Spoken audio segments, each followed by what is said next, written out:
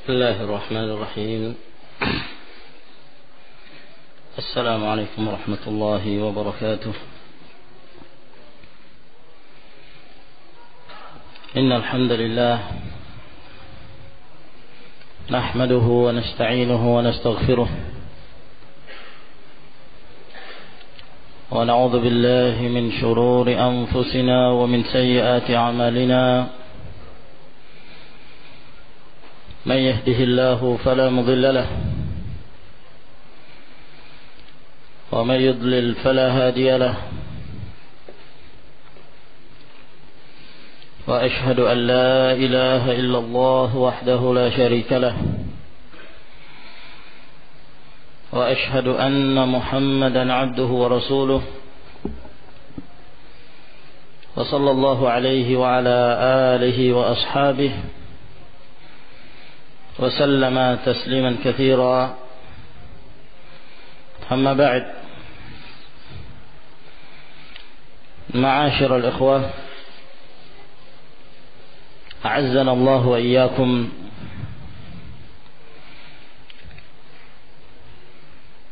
Kita lanjutkan kembali pembahasan kita dari pembacaan kitab At-Tibyan fi Adab Hamalatil Quran, dan kita masih dalam muqaddimah yang disebutkan oleh Al-Imam An-Nawawi rahimahullahu ta'ala. Dan pada akhir pembahasan beliau menjelaskan bahwa selama beliau tinggal di Damaskus, beliau melihat banyak dari kalangan kaum muslimin yang memperhatikan tentang masalah Al-Quranul Karim, baik dalam hal membaca, mempelajari, serta mengajarkannya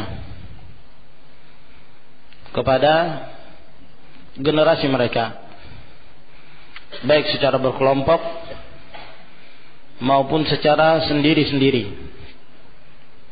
Maka inilah yang mendorong Al-Imam An-Nawawi rahimahullah ta'ala untuk mengumpulkan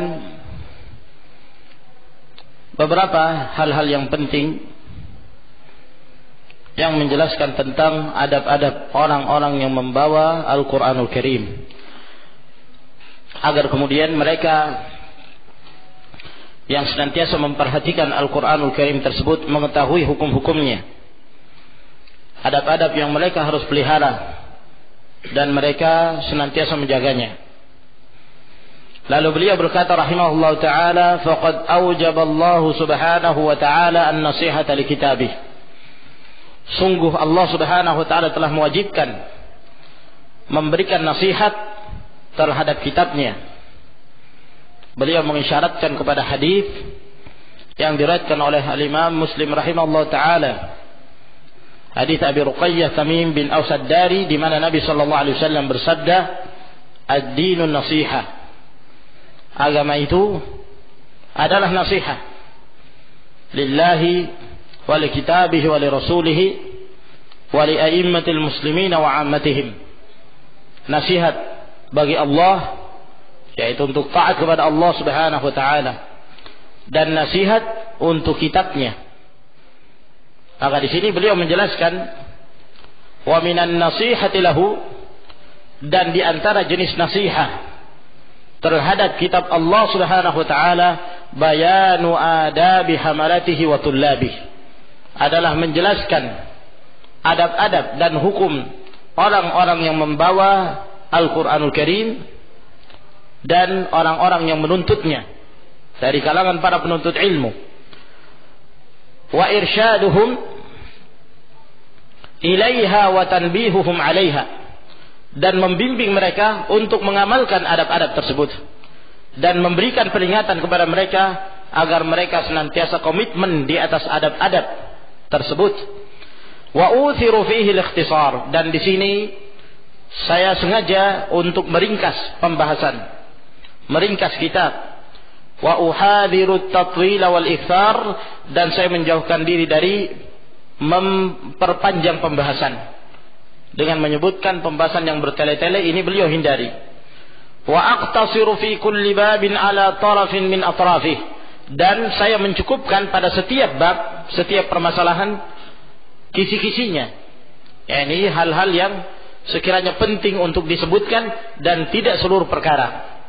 Wa armizu min kulli darbin min adabihi ila ba'd asnafih, dan saya akan memberikan contoh ataukah memberikan isyarah dari setiap poin dari adab-adab tersebut kepada beberapa hal-hal yang perlu untuk disampaikan.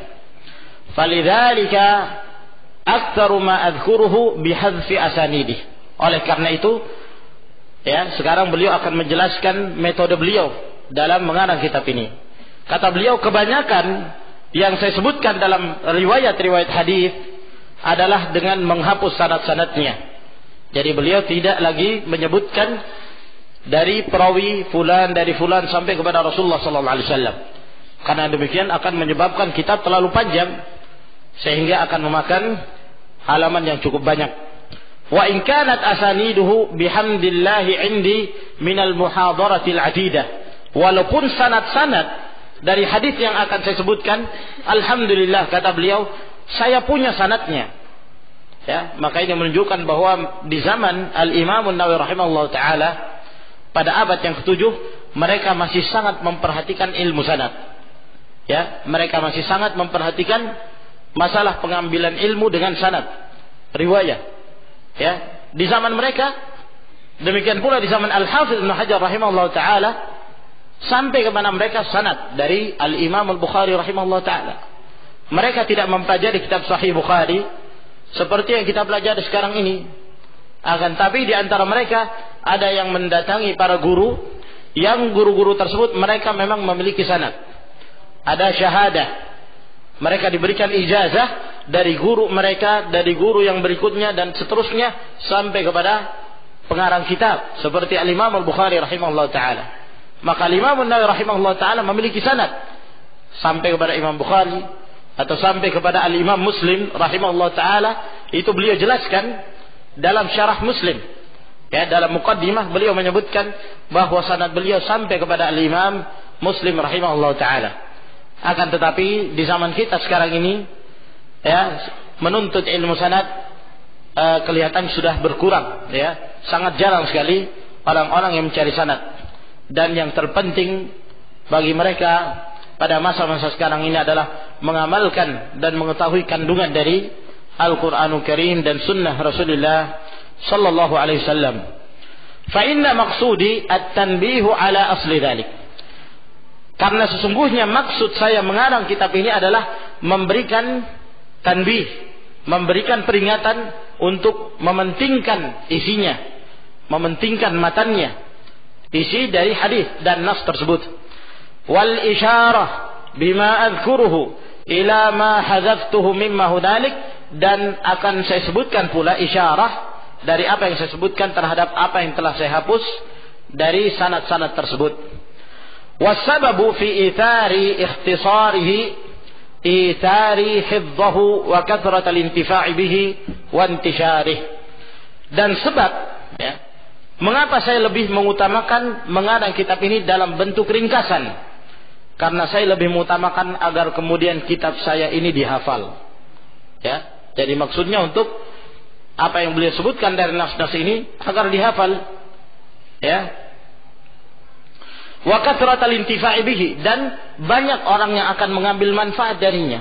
Sebab kalau kepanjangan, ya, kadang-kadang sebagian para penuntut ilmu mereka, ya, mengidapi penyakit al-malal, penyakit kebosanan. Nah, cepat sekali merasa bosan. Apalagi kalau sudah melihat kitab itu terlalu tebal.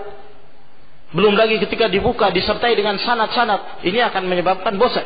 Nah, sehingga di antara faedah kitab yang ditulis dengan ringkas adalah agar kemudian mudah difahami dan mudah untuk dihafalkan oleh orang-orang pemula dari kalangan para penuntut ilmu. Demikian pula beliau mengharapkan agar tersebar kitab ini secara meluas. Dan alhamdulillah apa yang beliau inginkan, sebagaimana Allah Subhanahu wa taala memberikan barakah dari kitab ini tersebar di seluruh dunia.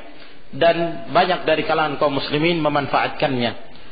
Thumma ma waqa'a min gharibil asma'i wal lughati fil abwab ufriduhu bisyarhi wad-dhabtil wajizil wadih. Kemudian apa yang terdapat dalam kitab ini, ada nama-nama yang aneh, istilah-istilah yang perlu dijelaskan di dalam berbagai permasalahan dalam kitab ini. Itu saya sendirikan, kata beliau, dengan menjelaskannya, dan itu nampak dari kitab ini. Pada belakang, ya, pada pembahasan akhir, beliau menyebutkan hal-hal yang penting untuk dijelaskan dari istilah-istilah dalam bahasa Arab, maka beliau jelaskan secara ringkas. Ala tartibi wuqu'ihi fi babih, berdasarkan urutan disebutkannya dalam bab atau dalam kitab ini. Fi akhiril kitab liyakmul intifa'u sahibihi wa yazul asyakku an talibih. Dan itu beliau sebutkan pada akhir kitab agar kemudian semakin sempurna mereka mengambil manfaat dari kitab ini, dan tidak lagi ada keraguan dari orang-orang yang hendak menuntut ilmu. Sebab kalau ada istilah-istilah yang sulit kemudian tidak dijelaskan, ini sangat menyulitkan bagi para penuntut ilmu, sehingga mereka terkadang harus membuka kamus-kamus, ya, membuka mu'jam-mu'jam untuk menjelaskan istilah-istilah tersebut. Tapi ketika pengarang kitab tersebut, ketika dia mengarang buku, lalu kemudian dia menjelaskan apakah di footnote-nya, pada catatan kakinya, atau di bagian belakang, dia menjelaskan itu, maka orang menuntut ilmu tidak terlalu kesulitan untuk harus kembali ke kamus-kamus tersebut, disebabkan karena istilah-istilah itu telah dijelaskan. Wa yandariju fi dhimni dzalik, ya, dan juga termasuk dalam kitab ini. Wa fi khilalil abwabi jumalun minal qawaid, dan di sela-sela bab-bab yang akan disebutkan nanti akan disebutkan beberapa hal berkenaan tentang kaidah-kaidah. Wa nafais min muhimmatil fawaid, dan faedah-faedah yang sangat penting dan sangat berharga, yang sepantasnya seorang penuntut ilmu tersebut rihlah, berjalan untuk mendapatkan faedah itu. Wa ubayyinul ahadits as-sahihata wad-dha'ifah mudhafatin ila man rawaha min al-a'immatil athbati, dan saya di sini akan menjelaskan hadis-hadis yang sahih, demikian pula yang lemah, dengan menyandarkan kepada siapa yang meriwayatkan hadis tersebut dari kalangan para imam-imam yang terpercaya. Waqad adhalu an nadirin min dzalika fi ba'dil halat, dan terkadang saya tidak menyebutkan, ya, siapa yang meriwayatkannya dalam sebagian keadaan. Mungkin karena maksud beliau adalah meringkas kitab ini. Wa'lam, kemudian beliau mengatakan, ketahuilah, annal ulama min ahli hadits wa ghairihim. Ya, mungkin ada yang bertanya, kenapa kok beliau menyebutkan hadis-hadis yang dhaif? Sementara hadis-hadis yang dhaif adalah hadis yang tidak bisa diamalkan. Namun di sini beliau mengatakan, saya akan menjelaskan hadis-hadis yang sahih dan yang dhaif, yang sahih dan yang lemah. Nah, di sini kemudian beliau menjelaskan tentang hal tersebut.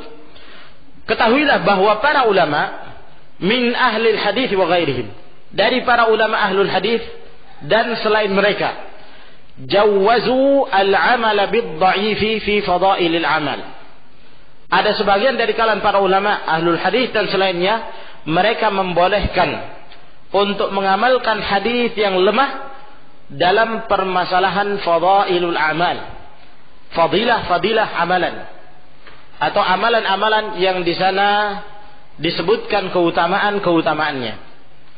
Sehingga beliau memandang pada sebagian permasalahan beliau sebutkan hadis dhaif apabila itu berkenaan tentang keutamaan dari satu amalan. Dan beliau menyandarkan ini kepada sebagian ahlul hadis dan selain mereka dari kalangan para fuqaha. Memang demikian, berkenaan tentang mengamalkan hadis dhaif dalam hal fadailul amal, keutamaan amalan, telah berselisih di kalangan para ulama yang terbelakang, ya. Walaupun ada yang menyangka bahwa dari kalangan para ulama terdahulu juga terjadi perselisihan. Namun pada hakikatnya, barang siapa yang merujuk kepada ucapannya para ulama terdahulu, seperti yang disebutkan dari Al-Imam Ahmad dan Abdurrahman bin Mahdi, maksud mereka sebenarnya bukan menyebutkan atau mengamalkan hadis-hadis tentang keutamaan amalan. Bukan itu maksud mereka. Tapi maksud mereka bahwa kalau riwayat tersebut berkenaan tentang halal dan haramnya sesuatu, maka mereka sangat ketat dalam periwayatan. Mereka sangat ketat kalau menjelaskan tentang haramnya sesuatu ataukah halalnya sesuatu. Mereka sangat ketat sekali. Namun kalau bertentangan menjelaskan tentang amalan atau keutamaan dari suatu amalan, tasahalna, kami memudah-mudahkan. Maksud mereka adalah memudah-mudahkan dalam periwayatan. Ya, kita perlu mengetahui bahwa para ulama terdahulu, mereka apabila mereka mengetahui dari seorang perawi, mereka mengetahui keadaannya. Ada yang perawi yang keadaannya bisa dikuatkan, ya, bisa dikuatkan. Dalam artian kalau dia berdiri sendiri lemah, mungkin disebabkan karena buruk hafalannya, ya, ataukah yang semisalnya. Nah, terkadang dari kalangan para ulama ada yang tidak mau mengambil hadis-hadis dari mereka ini yang lemah hafalannya. Terlebih lagi dalam hal periwayatan tentang halal dan haram, mereka sangat keras dan sangat teliti dalam pengambilan riwayat. Namun terkadang dalam hal hubungannya tentang keutamaan dari suatu amalan, mereka mengambil riwayat dari orang-orang yang seperti ini. Periwayatan, bukan mengamalkan, meriwayatkan. Ya, berbeda antara mengamalkan dan meriwayatkan. Kalau meriwayatkan, dia ambil riwayat dari orang tersebut, dia ambil dan dia masukkan di dalam deretan perawinya. Dia catat hadisnya, tapi belum tentu dia mengamalkan hadis itu. Belum tentu dia mengamalkan hadis tersebut. Sekedar dia mengambil riwayat dan dia mencatat, ya, tapi belum tentu dia mengamalkannya. Adapun dari kalangan terbelakang, dari kalangan para ulama, memang terjadi khilaf antara pendapat yang mengatakan tidak diperbolehkan mengamalkan hadis yang dhaif, hadis yang lemah dalam permasalahan apapun, tidak terlepas dalam perkara fadailul amal, keutamaan dari suatu amalan. Dan ini adalah pendapat yang sahih dalam hal ini. Mayoritas dari kalangan ahlul hadis, mereka berada di atas pendapat ini. Tidak boleh mengamalkan kecuali yang sahih. Kecuali yang sahih. Dan inilah yang dikuatkan oleh Syekh Al-Albani rahimahullah. Ada sebagian pendapat mengatakan boleh. Boleh diamalkan hadis yang dhaif. Dan termasuk di antara yang berpendapat dari kalangan para ulama adalah Imam An-Nawawi. Akan tetapi mereka tidak mengatakan bolehnya mengamalkan hadis yang dhaif secara mutlak. Tidak demikian. Tapi memiliki persyaratan yang ada 4 persyaratan, ya, tentang diperbolehkannya mengamalkan hadis yang dhaif, yang lemah. Syarat yang pertama, hadis tersebut tidak terlalu lemah. Hadis tersebut tidak terlalu lemah. Yaitu lemah yang ringan. Mungkin disebabkan karena ada yang terputus, atau ada perawi yang majhul yang tidak dikenal kefiqahannya, ataukah ada perawi yang sayyi'ul hifzi, yang buruk hafalannya, akan tetapi tidak sampai kepada tingkatan perawi itu ditinggalkan riwayatnya. Jadi lemahnya lemah biasa, asal perawinya jujur tapi keliru dalam periwayatan. Ini syarat pertama. Adapun hadis tersebut diriwayatkan oleh seorang perawi pendusta, maka ini tidak diamalkan sama sekali. Ya. Ataukah perawi yang sangat lemah sekali, ini tidak diamalkan. Sepakat para ulama dalam hal ini. Ya. Maka ini syarat yang pertama, harus diperhatikan. Nah, yang kedua, bahwa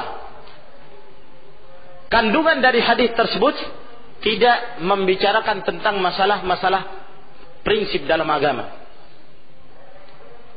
Ya. Seperti masalah akidah, salat tauhid, atau masalah salat. Ya. Perkara-perkara penting.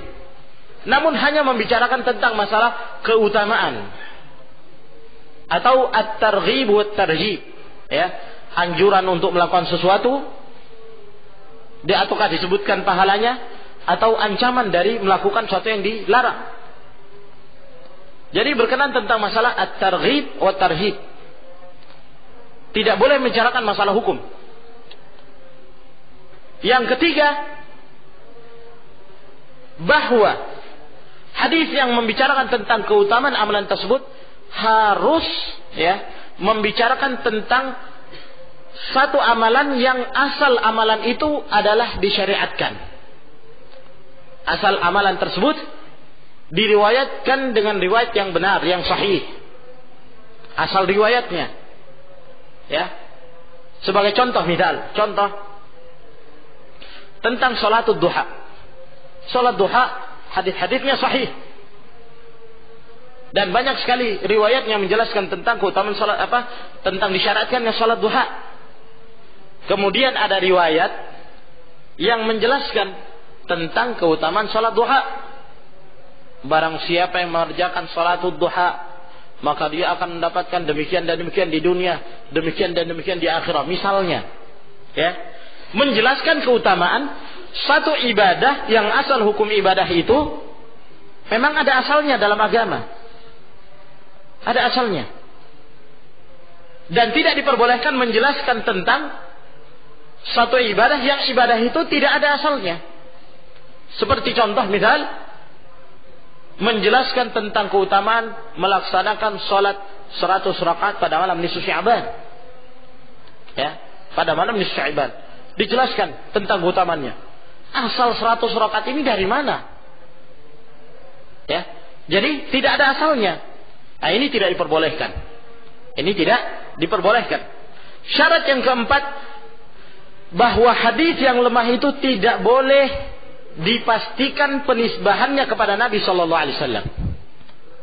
Kita tidak boleh mengatakan bersabda Rasulullah Sallallahu Alaihi Wasallam. Tidak boleh, karena lemah.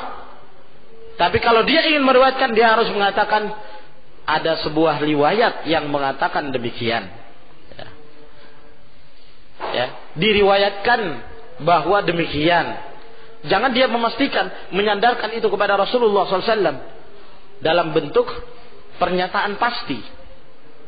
Tidak boleh dia mengatakan bersabda Rasulullah, tidak boleh. Maka ini ya kawan, 4 persyaratan.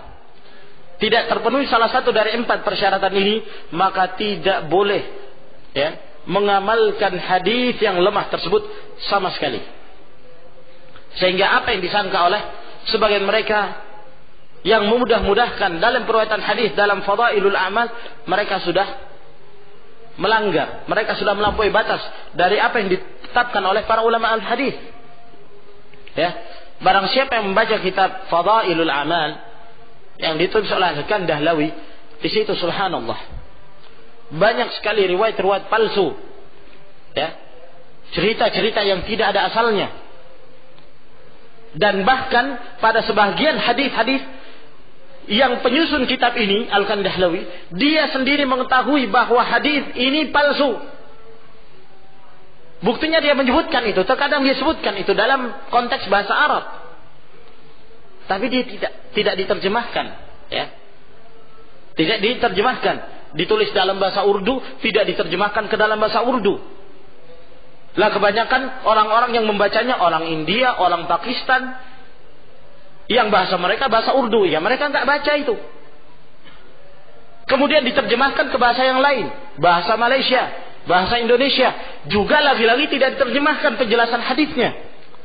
Padahal terkadang disebutkan oleh penyusun kitab tersebut, hadis ini dalam syaratnya ada perawi fulan mungkarul hadis, ditinggalkan fulan kadzab, sering disebutkan itu, tapi tidak diterjemahkan. Maka mereka yang membaca kitab ini berbaik sangka kepada gurunya, sehingga mereka baca saja, tidak peduli hadis itu ada asalnya atau tidak ada asalnya. Sehingga yang demikian ini menyebabkan kesesatan.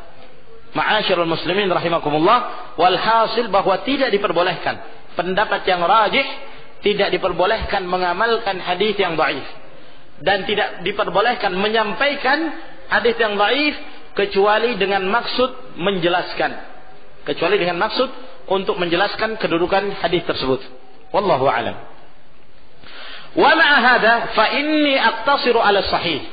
Kata beliau, itu pun walaupun ada ulama membolehkan mengamalkan hadis dhaif dalam fadhil amal, namun dalam kitab ini saya hanya mencukupkan untuk menyebutkan hadis yang sahih.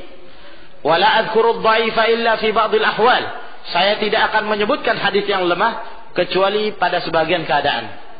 Wa 'ala Allahil karim tawakkuli wa i'timadi wa ilaihi tafwidhi wa istinadi. Hanya kepada Allah yang mulia saya bertawakal dan berserah diri, dan hanya kepadanya lah sandaranku. Wa as'aluhu suluka sabilir rasyad. Dan aku memohon kepada Allah agar aku diberikan hidayah menempuh jalan yang terbimbing. Wal isma min ahli zaigh wal inad. Dan diselamatkan dari orang-orang yang menyimpang dan membantah kebenaran.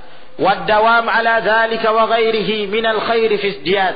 Dan semoga saya senantiasa istiqamah dan senantiasa mendapatkan petunjuk tersebut dari jalan-jalan kebaikan, dan semakin bertambah jalan kebaikan tersebut. Wa abtahilu ilaihi subhanahu ayyuwaffiqani limardhatih. Dan aku sangat-sangat memohon kepada Allah subhanahu wa ta'ala agar memberikan taufik kepadaku agar mendapatkan keridhaannya. Wa ayyaj'alani mimman yakhshah wa yattaqihi haqqa tuqatih. Dan agar Allah menjadikanku di antara orang-orang yang senantiasa takut dan bertakwa kepadanya dengan sebenar-benarnya ketakwaan. Wa ayyahdiyani bihusnin niyat. Dan semoga Allah membimbingku dengan niat yang baik. Wa yuyassira li jami'a anwa'il khairat. Dan memudahkan bagiku seluruh jenis-jenis kebaikan. Wa yu'inani ala anwa'il makrumat. Dan senantiasa menolongku untuk mengamalkan hal-hal yang mulia. Wa yudimani ala dzalika hatta al-mamat. Dan senantiasa menjadikan aku komitmen di atas kebaikan-kebaikan tersebut sampai aku meninggal. Wa ayyaf'ala dzalika kullah bi jami'i ahbabih wasairil muslimina wal muslimat.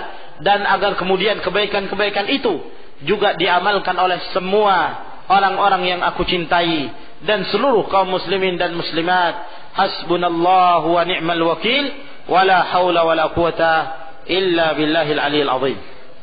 Wa hadhihi fahrasatu abwabih. Dan ini adalah daftar isi dari bab-bab yang akan saya sebutkan. Bab yang pertama, fi atrafin min fadilati tilawatil Qur'ani wa hamalati. Menjelaskan tentang kisi-kisi atau poin-poin penting tentang keutamaan membaca Al-Quran dan membawanya. Ini bab yang pertama. Bab yang kedua, fi tarjihil qira'ati wal qari ala ghairihima. Menjelaskan tentang lebih diutamakannya bacaan dan orang yang lebih banyak bacaannya, bacaan Al-Quran di atas selainnya. Bab yang ketiga, fi ikrami ahlil Quran wan nahyi an idzaihim. Menjelaskan tentang dimuliakannya para ahli Al-Quran, orang-orang yang senantiasa membaca dan mengamalkan kandungan Al-Quran dan larangan dari mengganggu serta mencela mereka. Bab yang keempat, fi adabi muallimil Qur'ani wa muta'allimih.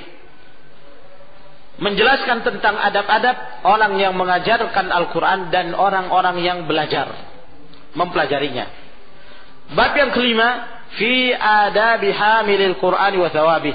Penjelasan tentang adab-adab orang yang membawa Al-Quran dan pahalanya. Bab yang keenam, fi adabil qiraati wa huwa mu'dhamul kitabi wa maqsudih. Wa huwa mu'dhamul kitabi wa maqsuduhu. Bab yang keenam, penjelasan tentang adab-adab membaca, bagaimana cara kita baca Al-Qur'anul Karim, dan ini adalah yang terbanyak ya dalam pembahasan kitab ini, dan itu adalah maksud dan inti pembahasan dari kitab ini, adab-adab kita membaca Al-Qur'an. Bab yang ketujuh, fi adabin nasi kullihim ma'al Qur'an. Adab-adab manusia seluruhnya bersama Al-Qur'anul Karim. Bab yang kedelapan, fil ayati was suwar al-mustahabbati fi awqatin wa ahwalin makhsusah. Tentang ayat-ayat dan surah-surah yang dianjurkan untuk dibaca pada waktu-waktu dan keadaan-keadaan yang khusus. Bab yang kesembilan, fi kitabatil Qur'ani wa ikramil mushaf. Penjelasan tentang penulisan Al-Qur'an dan memuliakan mushaf Al-Qur'anul Karim.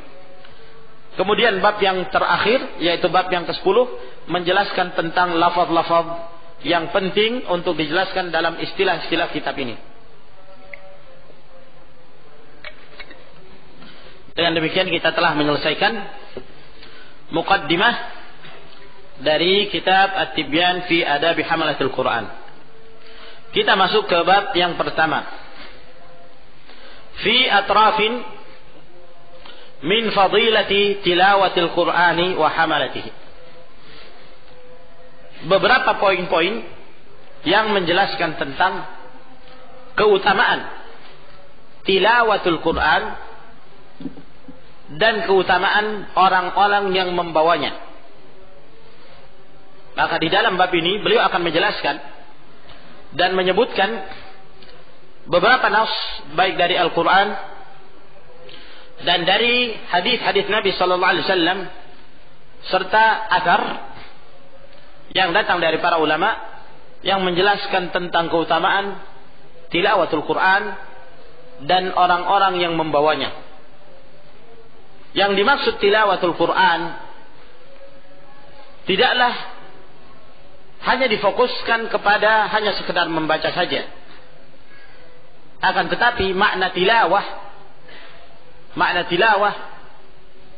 sebagaimana yang dijelaskan oleh para ulama, mereka menafsirkan ayat-ayat yang terdapat dalam Al-Quran Karim menjelaskan tentang yatlu, bahwa bukan hanya sekedar membaca semata, namun membaca Al-Quranul Karim tersebut dengan berusaha untuk memahami kandungannya.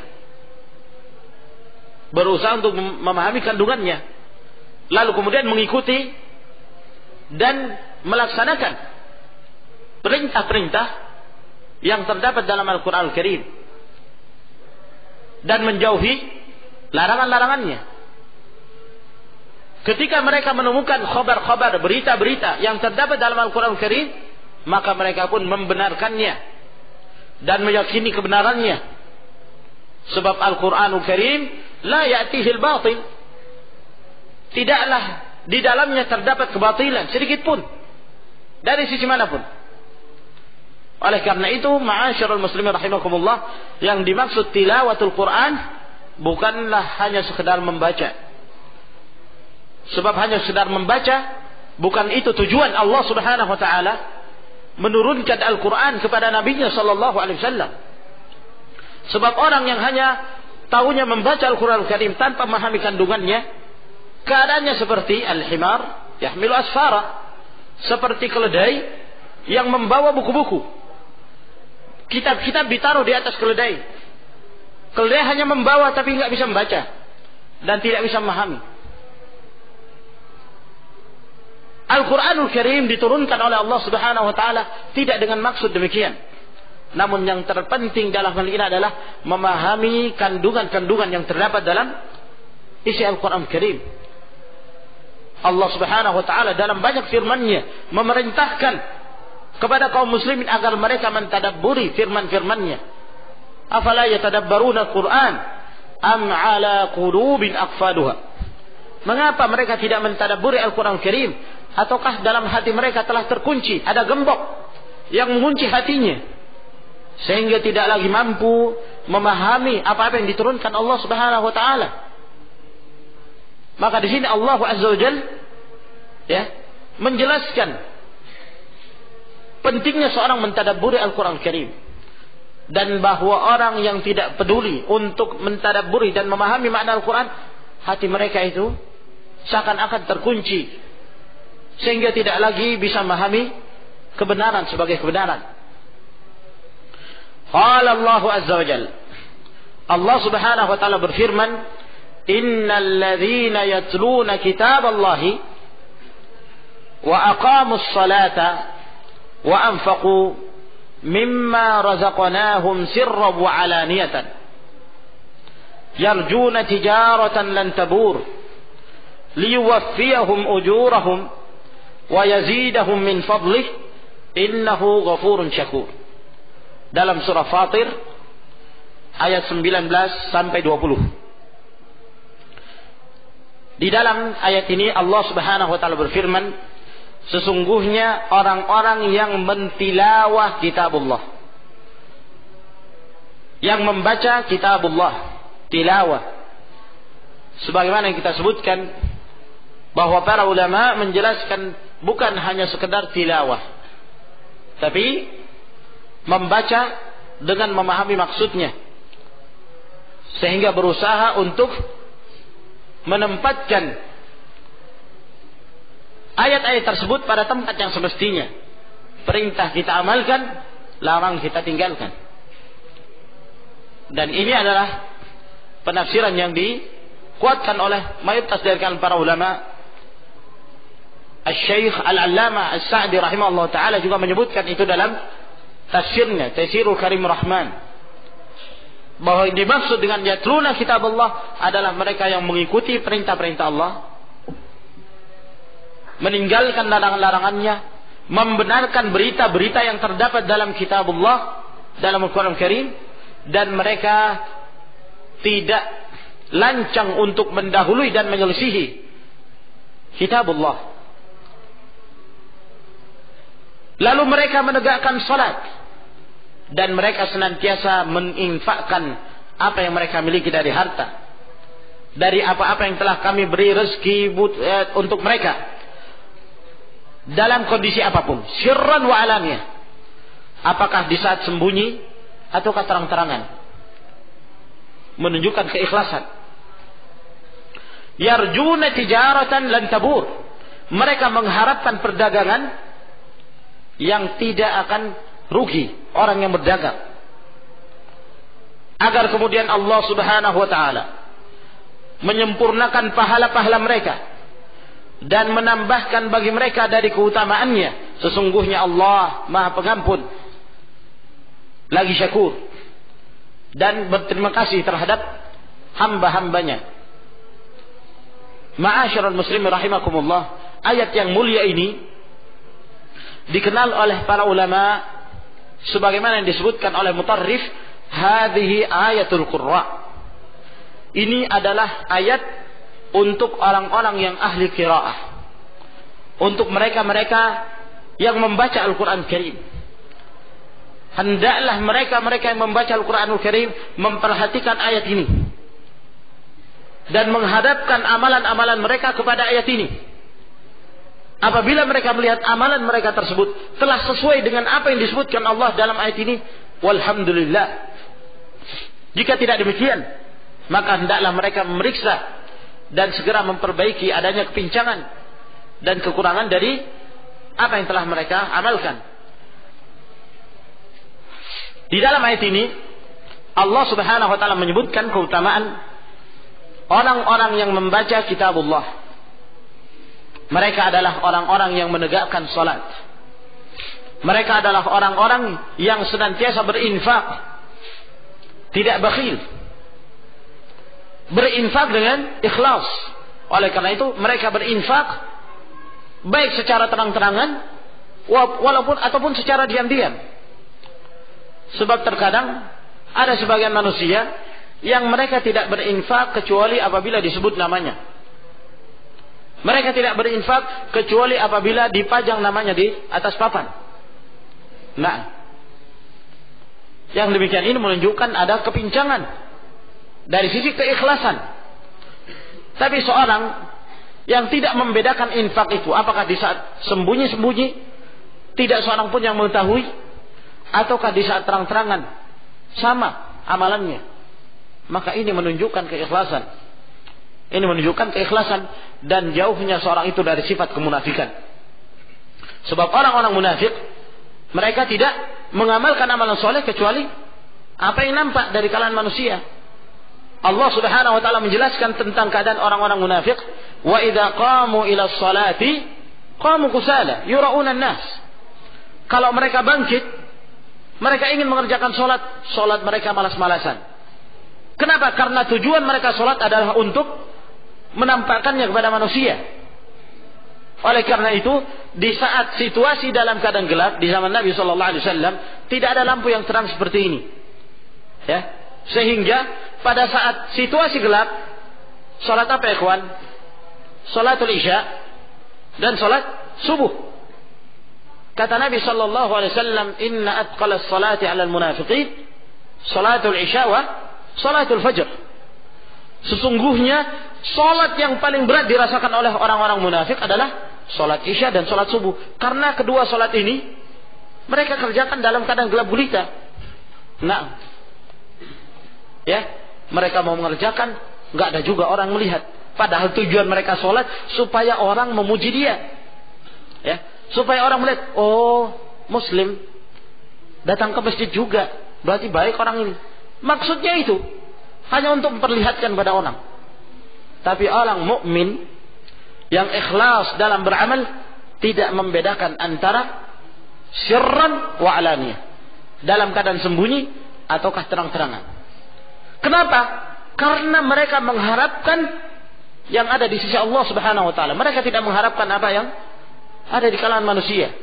Yarjuna tijaratan lan tabur. Mereka mengharapkan perdagangan yang tidak ada ruginya. Yang tidak ada ruginya. Allah Subhanahu wa taala menamakan, ya, orang-orang yang beramal saleh dengan ikhlas seakan-akan mereka sedang transaksi dengan Allah Subhanahu wa taala. Kita membayar, Allah memberi gantinya. Apa bayaran kita yang kita bayarkan kepada Allah? Apa yang kita miliki? Apa yang kita miliki? Harta. Sumbangkan di jalan Allah Subhanahu wa taala. Apa lagi yang kita miliki? Jiwa. Kita rela berkorban untuk mendapatkan keridhaan Allah Subhanahu wa taala. Ketika kita telah memberikan, ya, pembayaran itu kepada Allah, maka Allah akan mengganti dengan apa? Surganya, ya. Subhanallah. Pada hakikatnya tidak ada bandingannya. Surga adalah merupakan balasan yang sangat mahal sekali dan sangat mahal sekali. Tidak bisa digantikan dengan dunia dan segala isinya. Akan tapi itulah keutamaan yang Allah berikan pada mereka. Nah, Allah jadikan, ya, keadaan seperti ini antara mukmin dengan Allah Subhanahu wa taala bagaikan transaksi jual beli. Ya. Akan tetapi bisnis ini adalah bisnis yang tidak merugikan. Nah, tidak seperti keadaan perdagangan kebanyakan dari manusia. Kadang untung, kadang rugi. Nah, tidak ada yang selalu terus mendapatkan keuntungan. Kadang-kadang ada kerugian. Resiko dalam mencari penghasilan dalam berdagang. Tapi di sana ada perdagangan yang tidak akan ada kerugiannya. Yang Allah Subhanahu wa taala firmankan, "Innallaha ashtara minal mu'minina anfusahum wa amwalahum bi anna lahumul jannah. Yuqatiluna fi sabilillah fayaqtuluna wa yuqtalun. Wa'dan 'alaihi haqqan." Sesungguhnya Allah Subhanahu wa taala telah membeli. Allah telah membeli dari orang-orang mukminin. Apa yang Allah beli dari orang-orang mukminin itu? Harta mereka dan jiwa mereka. Jadi ini yang kita bayar kepada Allah, harta dan jiwa kita. Barulah Allah Subhanahu wa taala memberikan bayaran bi anna lahumul jannah, mereka akan mendapatkan surga. Mereka berperang di jalan Allah Subhanahu wa taala, mereka membunuh dan mereka terbunuh. Itu adalah janji dari Allah Azza wa Jalla. Itu adalah janji dari Allah Subhanahu wa taala, dan ini adalah merupakan perdagangan yang tidak ada kerugiannya. Subhanallah. Oleh karena itu, ma'asyiral ikhwah rahimakumullah, pada saat kita telah mengetahui bahwa ini adalah perdagangan yang sangat menguntungkan dan tidak ada kerugian, lalu kita menunggu apa lagi? Melainkan kita menyingsingkan lengan untuk bersungguh-sungguh mendapatkan apa yang Allah Subhanahu wa taala berikan pada kita. Sebab kita hanya hamba. Apa yang Allah berikan pada kita adalah milik Allah Subhanahu wa taala. Harta yang kita dapatkan semuanya milik Allah.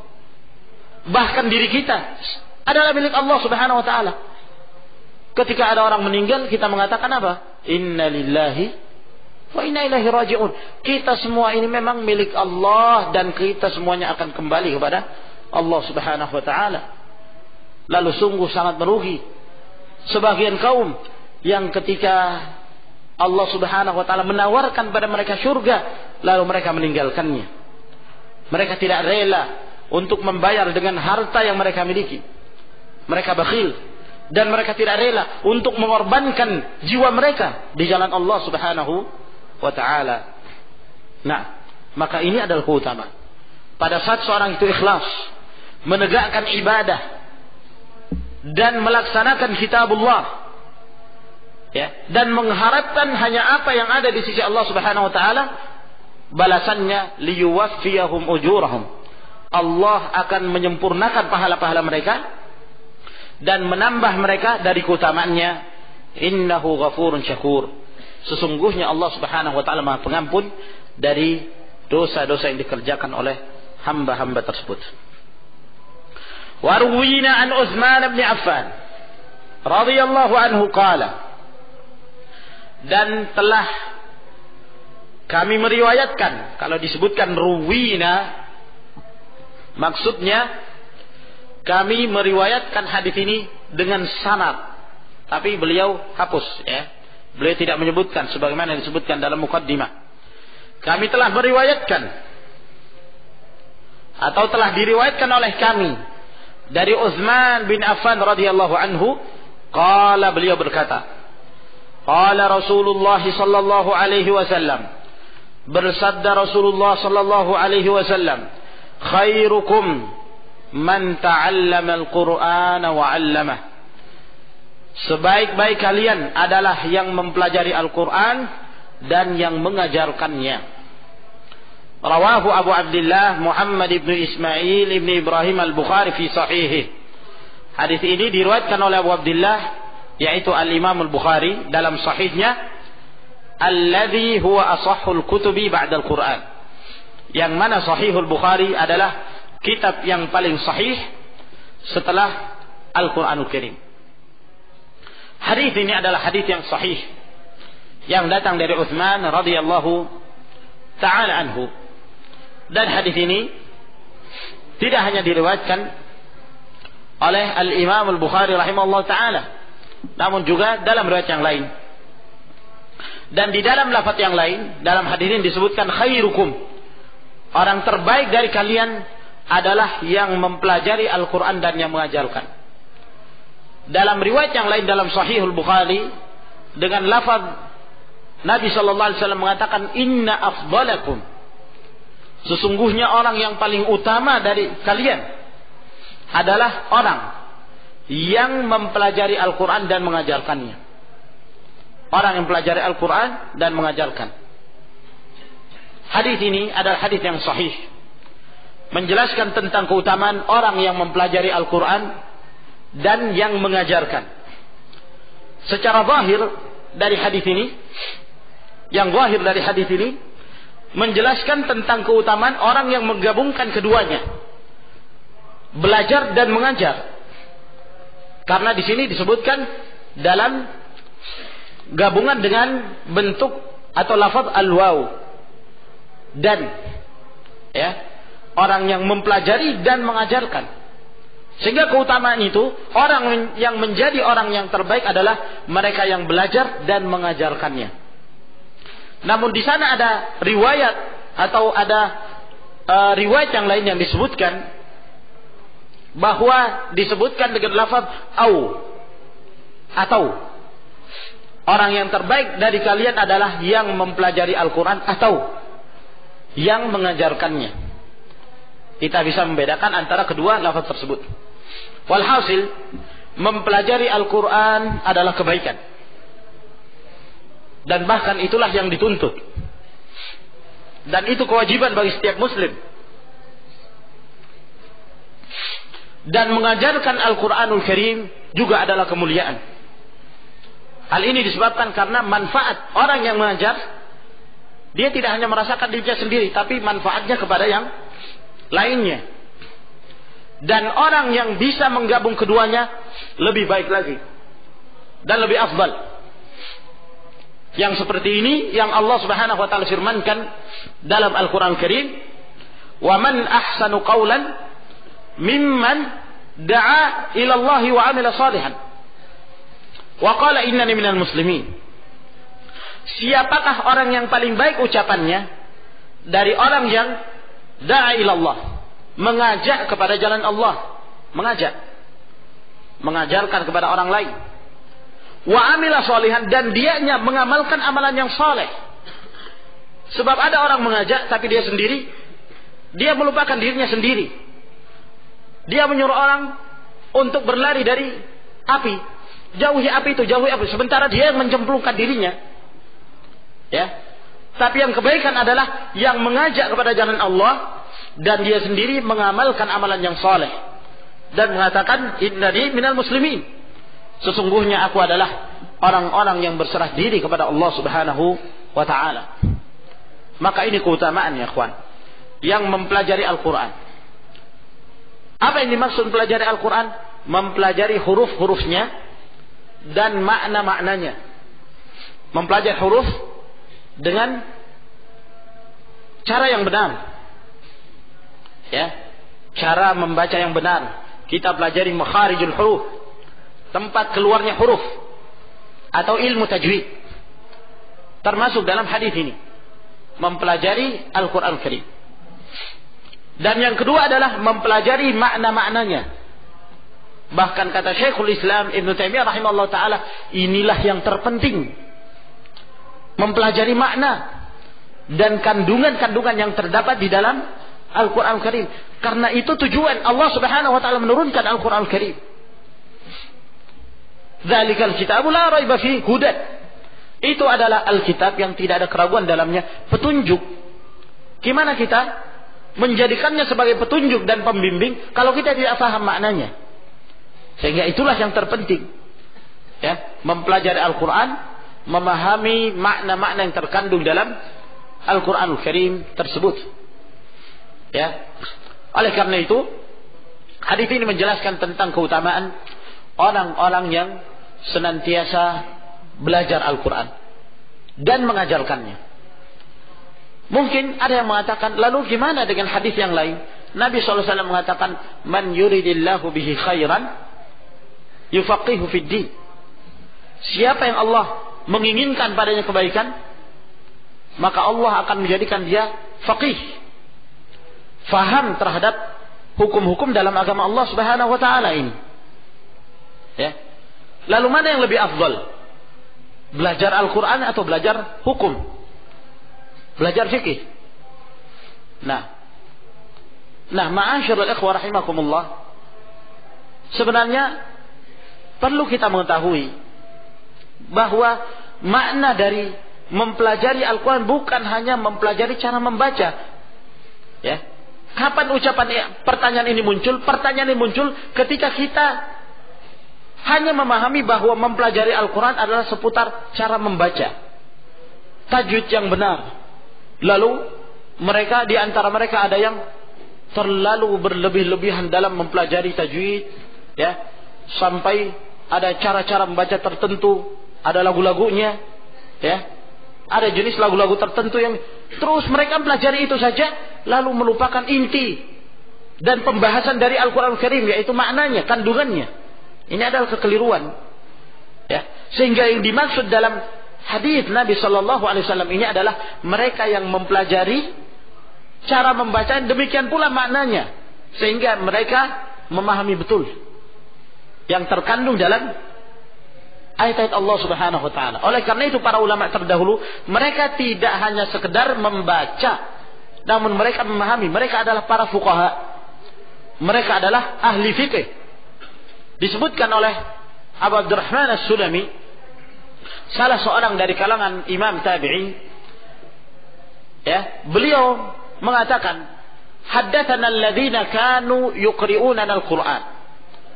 Telah memberitakan kepada kami orang-orang yang mereka dahulu mengajarkan kepada kami Al-Quran Karim, seperti Utsman bin Affan, Abdullah bin Mas'ud dan selainnya.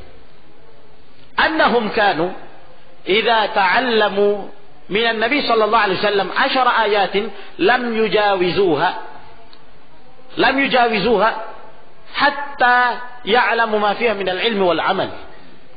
Mereka para sahabat dahulu pada saat mereka belajar di sisi Nabi sallallahu alaihi wasallam 10 ayat, mereka tidak melewati 10 ayat itu sampai mereka memahami kandungan yang terdapat di dalamnya berupa ilmu dan amalan.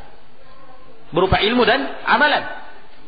Lalu mereka mengatakan, "Fata'allamna al-Qur'an wal ilma wal amala jami'an." Maka kami pun mempelajari Al-Quran dan berilmu tentangnya serta langsung mengamalkannya. Jadi mereka memahami betul. Tidak seperti orang sekarang hanya sekedar membaca, namun mereka tidak paham artinya. Nah, mereka dahulu adalah orang-orang yang ahlul iman. Mereka punya keimanan yang tinggi dalam hati mereka. Sehingga ketika mereka mempelajari Al-Quran Karim dan memahami maknanya, semakin bertambah keimanan mereka. Semakin bertambah keimanannya. Diriwayatkan dari Abdullah bin Umar radhiyallahu taala anhuma dan Jundub bin Abdullah radhiyallahu taala anhu. Mereka mengatakan, "Ta'allamna al-iman, thumma ta'allamna al-Quran, fazdadna imanan." Kami dahulu mempelajari iman terlebih dahulu. Iman. Lalu kami mempelajari Al-Quran, maka bertambahlah iman kami. Fa amma antum tata'allamuna al-Quran thumma tata'allamuna al-iman. Beda dengan kalian. Kalian belajar Al-Quran dulu, lalu kalian belajar tentang keimanan. Beda. Kalau mereka dahulu belajar iman dulu, sehingga ketika mereka belajar Al-Quran semakin bertambah keimanan mereka. Ya. Kalau zaman sekarang ada yang belajar Al-Quran, setelah itu belajar filsafat, maka semakin rusaklah akidah mereka. Ya. Jangan dikira bahwa seorang belajar Al-Quran selalu akan selamat. Tidak. Nabi SAW mengatakan, wal Qur'anu hujjatun laka wa alaika. Al-Quran itu bisa menjadi hujjah yang menyelamatkanmu dan juga bisa menjadi hujjah yang akan mencelakakan kamu, yang akan menyeretmu ke dalam neraka, waliyadzubillah. Oleh karena itu, ma'asyiral muslim rahimakumullah, yang dimaksud adalah agar kemudian kita mempelajari cara membaca yang benar dan kita berusaha untuk memahami makna-makna yang terkandung dalam Al-Quran Al-Karim. Wallahu a'lam bishawab. Saya kira ini insyaallah ta'ala yang kita bacakan pada malam hari ini. Mudah-mudahan bermanfaat bagi kita sekalian.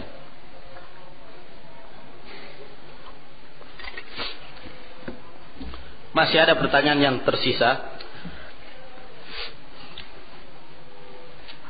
Insyaallah kita baca dengan cepat.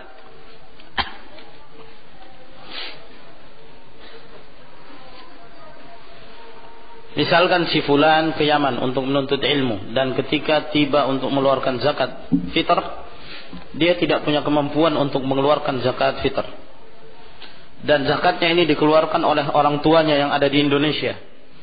Apakah hal yang seperti ini sah karena makanan pokok di Yaman berbeda dengan di Indonesia? Sah. Walaupun yang lebih afdal adalah setiap jiwa mengeluarkan zakat di mana dia berada, lebih afdal.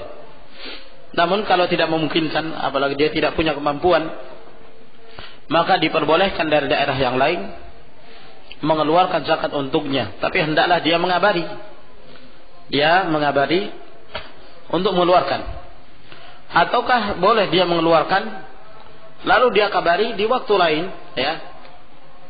Apabila dia telah menyangka bahwa apabila dia mengeluarkan zakat untuk orang tersebut, insyaallah dia tidak keberatan.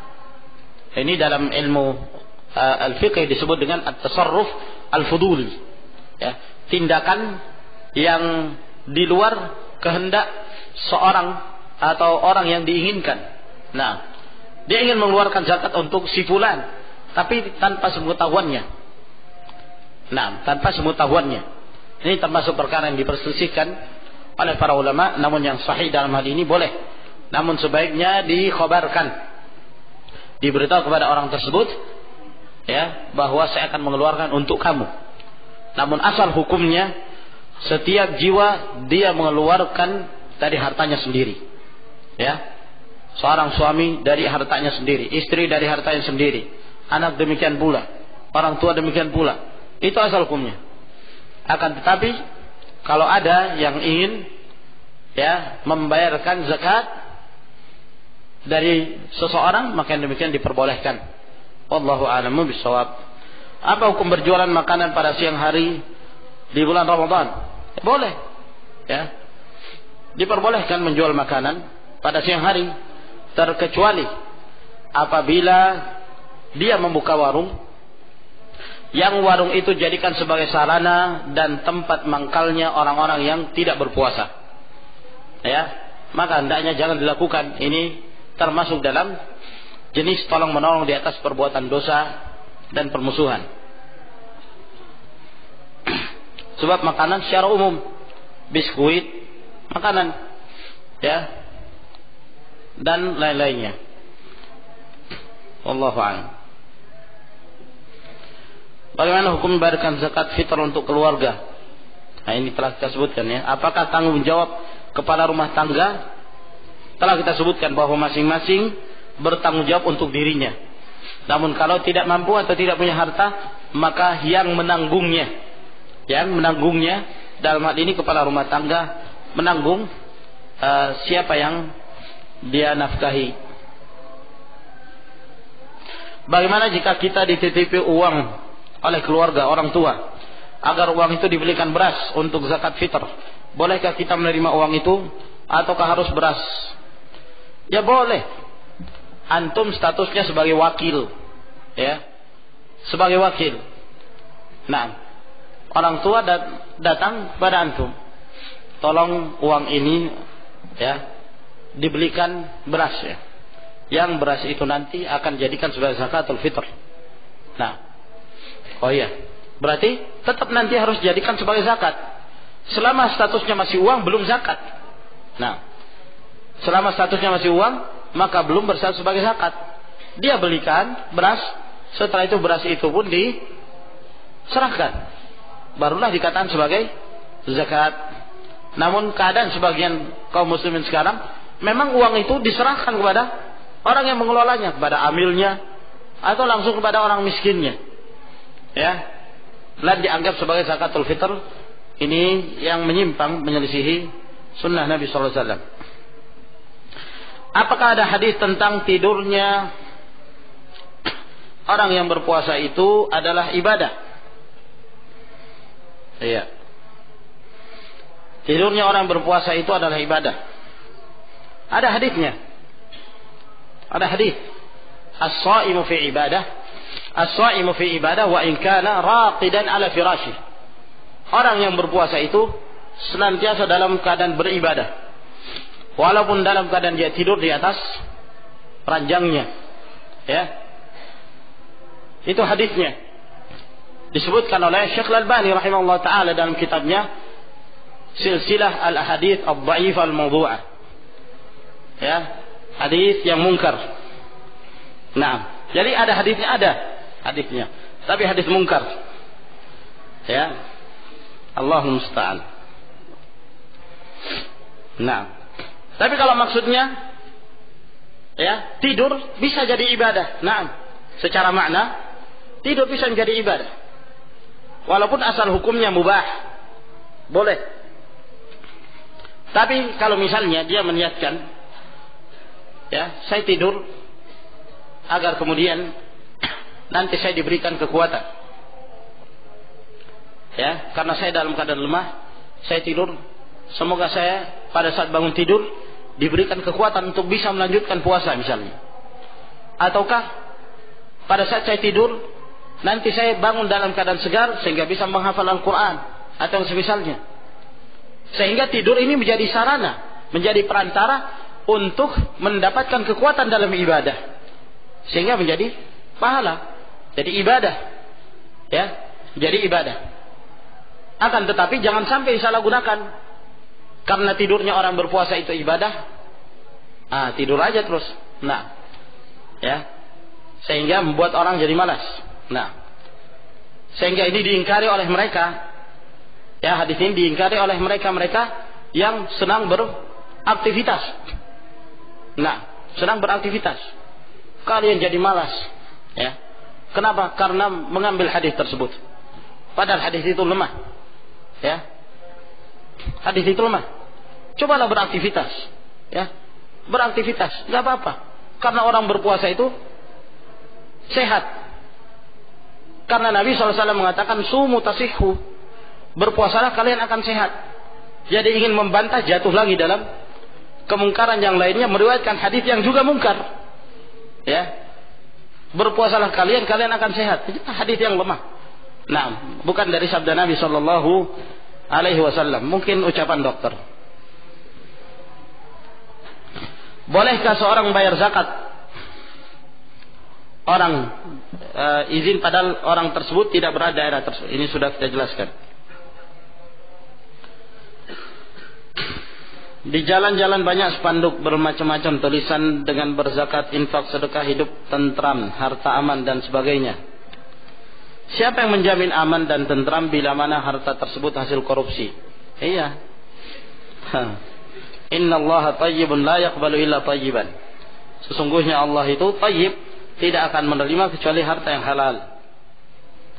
Seseorang berhutang puasa, kemudian ia membayar puasanya dengan fidyah karena tidak sanggup mengqadha hingga tiba Ramadan, kemudian ia berfidyah, ya, karena belum mengetahui hukumnya bahwa tidak bisa fidyah. Apakah fidyahnya sah atau bagaimana solusinya? Ya, fidyahnya sah yang dahulu, dibangun di atas hukum yang dahulu.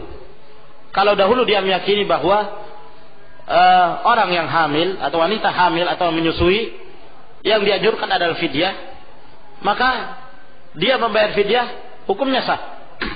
Hukum dari fidyah tersebut adalah sah, dibangun di atas keyakinan yang terdahulu. Yang mirip dengan permasalahan ini seperti contoh yang lain, misalnya menikah. Ya, menikah. Asalnya dia orang Nasrani, menikah dengan Nasraniyah.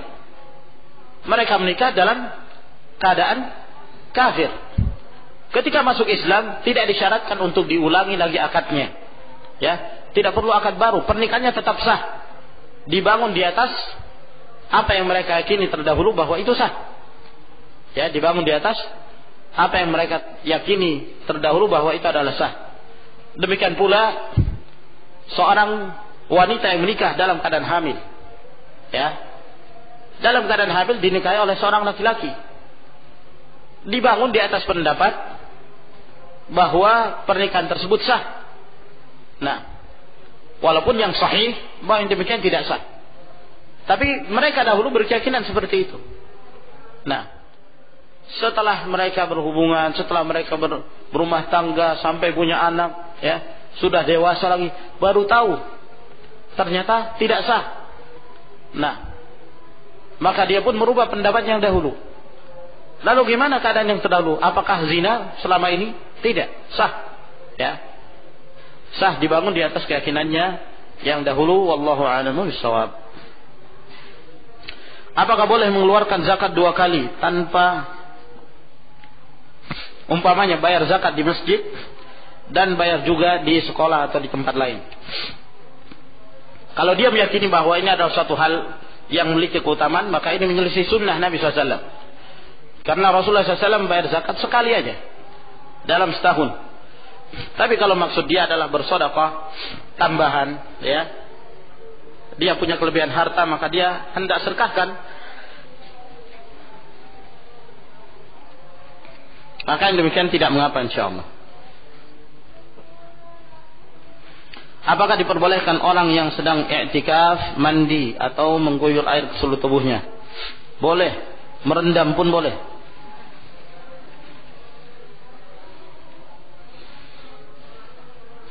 Bolehkah kita membayar zakat fitr lebih dari 1 mud? Mohon penjelasannya. Tidak sah. Ya. Kalau 1 mud atau 2 mud atau 3 mud, harus 1 sa'. Ya. Mungkin maksudnya 1 sa'. Ya, keliru. Pertanyaannya keliru. Nah. Ya. Nah, 1 sa'. Dia ingin menambah lebih dari 1 sa', boleh.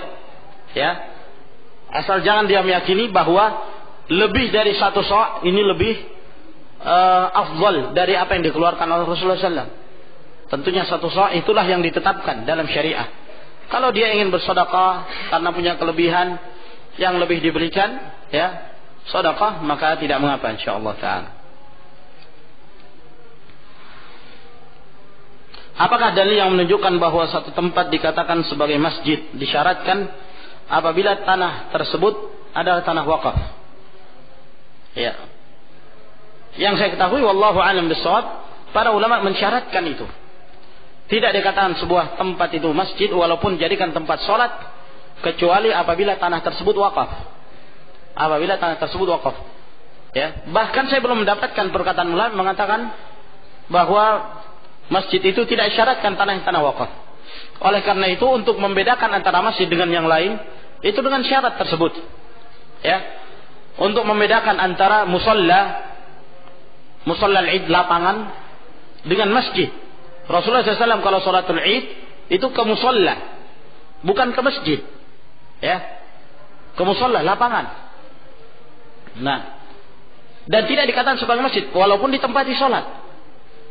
Ya, demikian pula yang ada di perkantoran yang telah kita sebutkan, ada di madrasah yang tempat ibadah tersebut mengikuti ya, kantor tersebut. Yang kalau misalnya dijual, ya semuanya termasuk aset-asetnya dijual, termasuk tempat ibadahnya. Maka ini bukan masjid. Ya, maka ini bukan masjid. Nah, oleh karena itu Rasulullah SAW pada saat beliau hendak membangun masjid, ya, beliau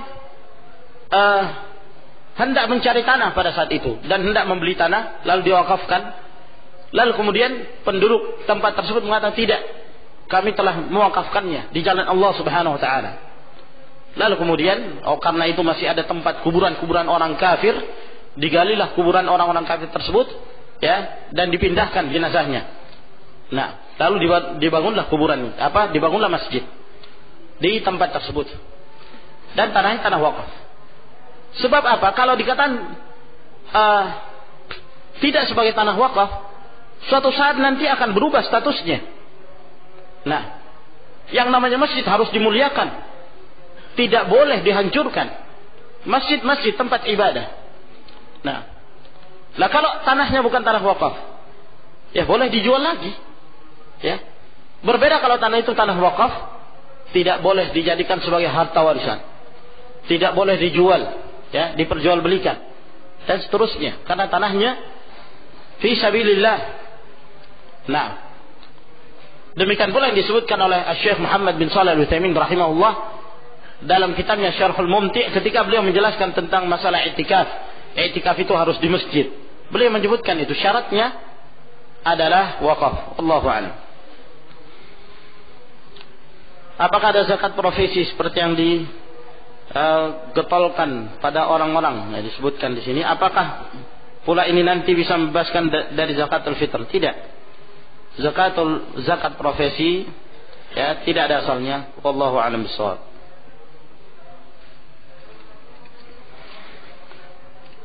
Bolehkah seorang ayah memberikan zakat fitr untuk anaknya atau anak memberikan zakat fitr untuk ayahnya?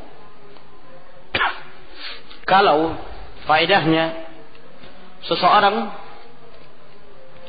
yang dia wajib untuk memberikan nafkah kepada orang tersebut, maka tidak boleh dia menyerahkan zakat kepadanya.